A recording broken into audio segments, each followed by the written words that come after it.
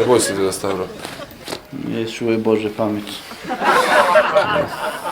Poštovani gledoci, dobar dan. Mi se trenutno nalazimo u Sušičko polje i došli smo da posetimo deda Stavru i njegovo stado.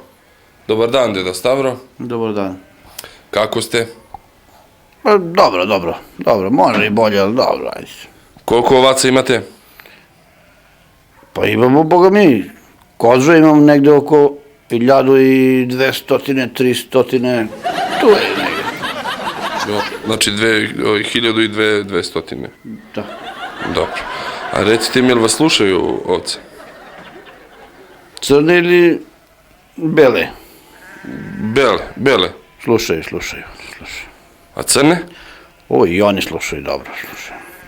A reci mi, deda Stavro, koliko vam mleka daje, deda Stavro? Gara!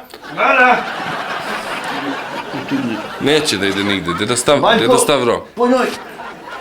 Deda Stavro, molim vas, okrenite se ovamo. Koliko vam daje jedna ovca mleka? Crna ili bela? Bela. Oko 2 kila, boga mi, 2 litra. A crna? Isto oko 2 litra. Isto. Jeste. Deda Stavro, a reci ti meni koliko tebi daje vuna jedna ovca? A vunu? Da, vunu. Crne ili bele? Bela. Oko 3 kila, oni, boga mi. 3 kila. A crna? Isto je 3 kila. Dobro be, deda Stavro, a koja je razlika između vaše, odnosno te bele i crne, kako da ih nazovem, ovce?